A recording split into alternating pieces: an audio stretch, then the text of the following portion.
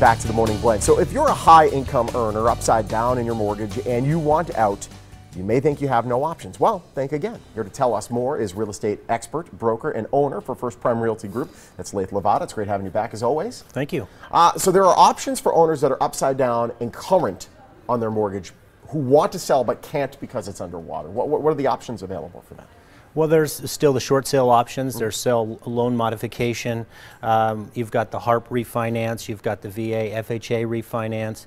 There's even the short sale buyback out there. A lot of options are available for homeowners right now. State mediation program, hardest hit funds, all those things. It seems like the home values here kind of like a bouncy ball. They went down really fast and then they shot right up really fast, and now they've kind of steadied. Why aren't home values going any faster? Well, it has a lot to do with the investor activity that started back in the end of 2006. A lot of those investors were buying rent and hold properties, and they were on a 7 to 10 year holding pattern. So if our bottom of the market was in 2008, you add 7 to 10 years to that, and definitely we're due for another downturn. We saw in 2013 that we had a doubling, in the end of 2013, a doubling what was on the market because all these investors were under contract with our short sales, and they pulled out because they could no longer get that cash return, or that return on their investment, so to speak.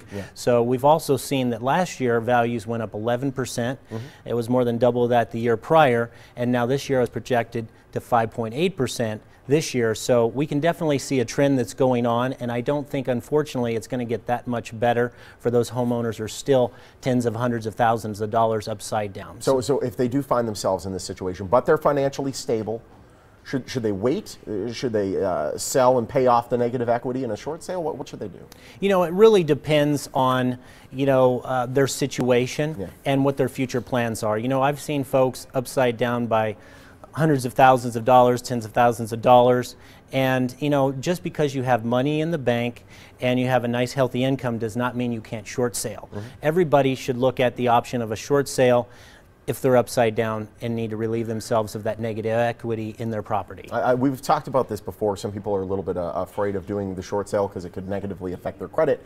It's not nearly on the same wavelength that, say, a foreclosure would be on your credit. Explain how it does affect your credit and how soon we'd be able to maybe buy again.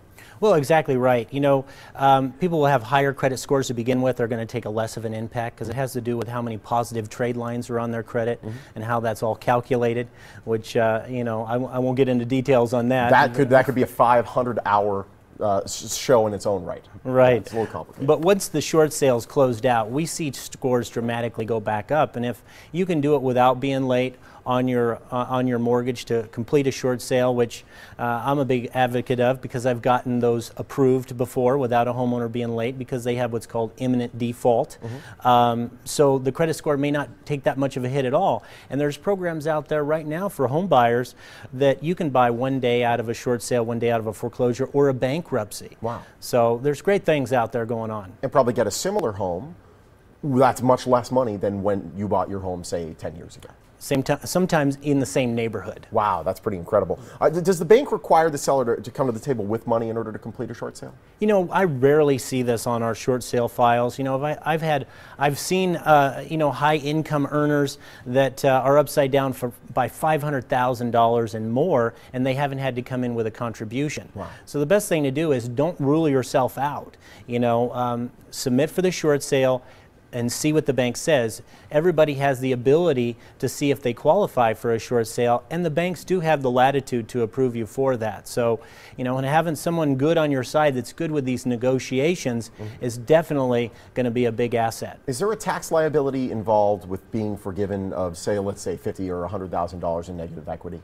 The Debt Forgiveness Act ended at the end of last year again. They extended it, and then it pretty much expired at the same time. It was retroactive, so we had a bunch of clients that were really happy that happened. Yes. And we suspect that the same thing's going to happen this year, but there is insolvency, and I believe insolvency covers a lot more people than the Debt Forgiveness Act does, and for different reasons.